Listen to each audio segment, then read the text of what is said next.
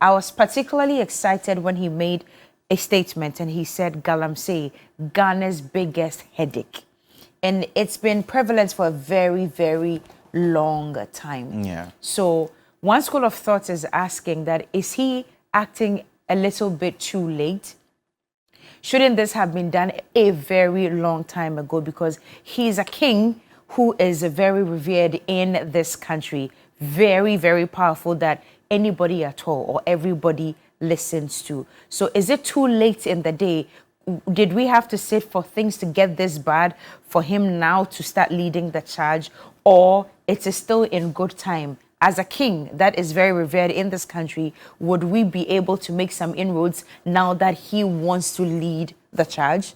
That's the question. This is actually not new to me, because this is not the first time Otumfuo is talking about the Galamsey menace in the country. There have been times he's met with the Ochehene and a number of chiefs in Galamsey practice areas to talk about how it is killing people and how it should come to an end. President Akufo-Addo some time ago also met with some chiefs together with Otumfuo in the Ashanti region to talk about where Galamsey is practiced and how they should go about it for it to be stopped. So, I mean, I don't know what is actually different this time around. You know, Otumfuo is very big, a king that most of us respect in the country. So when he speaks, it becomes a big deal. But I think it shouldn't be more of the speaking, but what we are doing more of the action, right? And the conquer. Exactly. This is not the first time he's speaking, actually. So I don't think his speech is going to really change anything if action is not taken. Anyway, interesting. Well, I heard the Asantehene, and he said that he will sanction any chief that had Galamsey. Exactly, yes. But the thing is that in our society, I think apart from Otumfuo, we have a couple who are more respected in the chieftaincy institution by the politically exposed persons and the politicians who were voted into power and then also occupying public office. The rest are not respected. And it's all because the politicians have access to resources, all right? They are rich.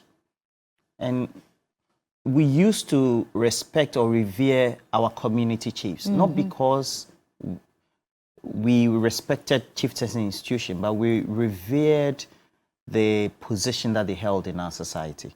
But now we have politicians who have come into office, they have money, they are also in position where they take decisions. And these decisions tend to affect the people.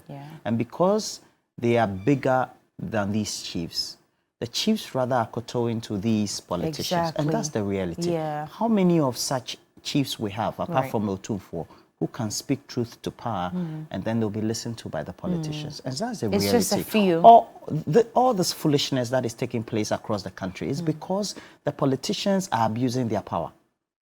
And because resources are not being distributed equitably. So money is concentrated in these few hands, and they are using it and lording themselves over everybody else. Otherwise, a chief in any community should be able to call his member of parliament. Because it's in the constitution that the chieftaincy institution is supposed to be respected. And that's why the constitution makes that provision for the National House of Chiefs. You remember, Otumfuo himself led the great eminent chiefs to create a certain truce in Dagbon. Exactly. And since then, at least we've had some calm, relative peace.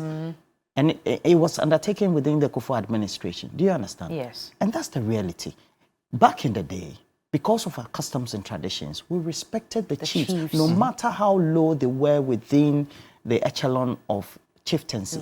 Now, the politicians, with their connivance with the business people, and they go and cleanse themselves with the so-called prophets, have decided that they are taking the country on their own and holding us onto a ransom. It's amazing. And as a result of that, apart from Otumfuo, which other chief? Is it Togbi Akwede? Okay, Togbi Akwede. Yeah, he's a little respected. Apart from Togbi Akwede, yes, he is respected as Yana, well. Apart from him, maybe Dasibe Otibuati, some of those notable ones who have or branded themselves. I'm with you for opinion. Those people. Apart from that, which other chiefs, even me or you, do you respect? That's when we have to question ourselves that the way we are going, is that how we want to respect ourselves? We've lost our tradition and value and everything. Do you understand? And that's the reality. It's the reason why Otumfuo's talk is just being played on airwaves. Right. But it's not, because It's not he's not the carrying- one. Otumfuo and his sub-chiefs and the chiefs are not the ones who grant the licenses. The license, yes. They are not. They are not the ones who make sure that after the licenses have been given for the concessions, we import bulldozers and payloaders and the chamfan Back machines. into the country It's to not the one. continue illegal mining. Anyway. And you know, I like the fact that Roland is talking about respect for the chiefs, because when I visited Chebi Apapem to report on the Galamsey situation, there was a time that I planned with the chief to visit some of the illegal mining sites at night, and he couldn't go there with me because he once went there with a team that he is actually financing, sort of like a police team to, you know, sack people from not visiting the Galamsey sites, and he couldn't go there with me because he was once attacked. A chief was attacked in the community by the illegal miners. So this goes to talk about the respect that the Roland is disrespect. talking about. Exactly. Anyway, Otumfuo's tape is ready. Let's take a listen and come back. From their health benefits, forests contribute significantly to national economies. The reality, however, is that our forest resources are under serious threat from a range of environmental challenges, including illegal mining, the headache of Ghana, illegal logging, deforestation, forest degradation, land degradation, climate change, soil erosion and loss of soil fertility, and many others. Goal 15 of the United Nations Sustainable Development Goals aims to protect, restore, and promote sustainable use of terrestrial ecosystems, sustainably manage forests, combat desertification, and halt and reverse land degradation and biodiversity loss. It is very sad that despite the several measures government has been putting in place to curb this menace, illegal logging and illegal mining continue to pose a threat to our forests. It means that government cannot do it alone. We must all get involved and support government to come to grips with these matters. My chiefs know that I've been speaking about this, and I'm not happy with chiefs in Amansia area where Galamsey has taken over the land, and I say to them that if you sit there and you claim that you don't know what is happening, then you are not fit to be a chief over there. So these are matters that we are going to take it up again. And I don't care whose goals it is, because we have to enforce it. And I have to start with my chiefs first, and then government has to deal with the other ones. All have to take matters seriously to be able to bring this to a closure. I mean, it's laudable when he says that he has to start with the chiefs first and then the government can take care of the political side. But you see, it's unfortunate that some of the people who are actively involved in illegal mining are some of these chiefs. It's very heartbreaking to know that your own people are fighting against you.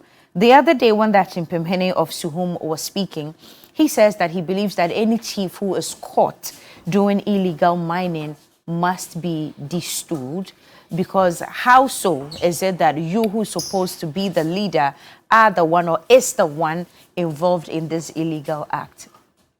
But the question we are asking, what happens when these chiefs are presented with these huge sums of money to be able to cut assassin again, track assassin? The irresistible. Thank you very much. The blocks. office that comes Block to nation. Exactly, that comes to the table. They are unable to say no, and the people who come from wherever in the world to come and do this, they know that this is the way that you get the people.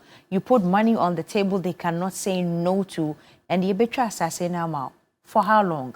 This has been going on for far too long. I mean, look at our water bodies. What are we told? That in the next few years, if this continues, even drinking water would have to be imported into this country.